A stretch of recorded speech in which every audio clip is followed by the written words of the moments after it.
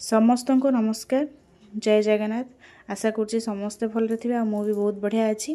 तो देखा चलते मु कौन करुँच मोर किचेन रे स्पेशल आइटम हूँ पोटल आलू रसा।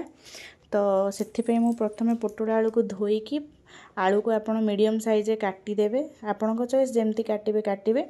तो ताकू मुझे कौन कर सब गुड़ा आलू काटी दौची काटिकी कौन करी तापर ना मुझे जो आमर आलू को न छाणिकी हेल्थ पाई न छाणिकी आपण ताकू सिझे पारे अल्प सिझे देची एठी मु कौन करना सब गुड़ा पोटल को चांची देची। चांचीबा रिजन हूँ कि आपण मानकर जो छाणिला टाइम रे पोटलटा पूरा सॉफ्ट आसीबो हार्ड हार्ड आसीबनी चोपालिया लागिबनी खाइबा।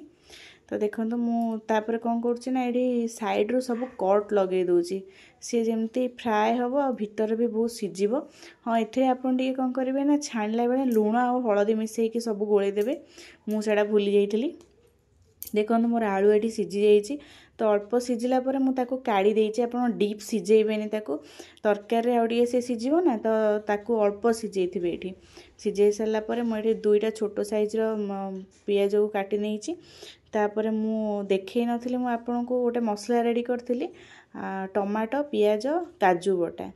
तो ये देखो मु काटी देची सब गुड़ा को जहाँ जहाँ रेडी करिया कथा डालचीनी पकेनी बास दीटा तेजपत्र आउ जीरा टिके कलर आसापी तार चीनी आ तरकार टिके मिठास बाहर।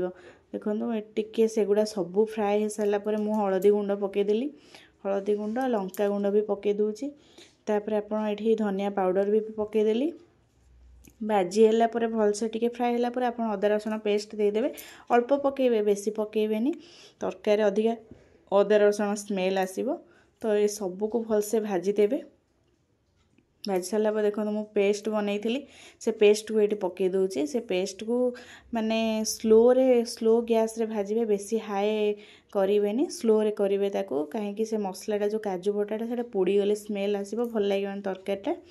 तो आप स्लो आंचरे ताकू भाजी भाजी भाजी भाजी ने भाजला तरकार कलर मसलार कलर गोटे भी चेंज हो देखो केमती कलर आसी जाइए एथि तेल पूरा ऊपर को आसी जाइए मोर तेल जो ऊपर को आसो ना से आप जो छाणी थे पोटल आलू को आलूटा को बेसी सीझे न अल्प आपड़ चाहिए छाणी पारे। तो मुझे छाणीनी आलू को देखो ये मसला गुंड आ लुण टी हल्का लुण देकी गोले दूची गोले देलापर आपणकर टेस्ट आपन जमती मोटा खाइबे कि पतला तरकारी खाइबे भात सांगरे जदि टिके अधिका पानी रुटी सांगरे जदि ताले अल्प पानी मुझे भात सांगरे खायापाई बनई।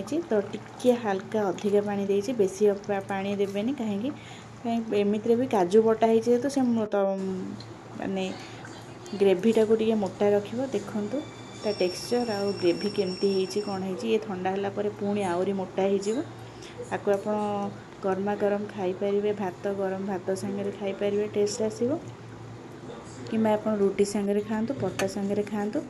भल लगिले लाइक शेयर सब्सक्राइब करने भूलिबेनी पुणी देखा नेक्स्ट।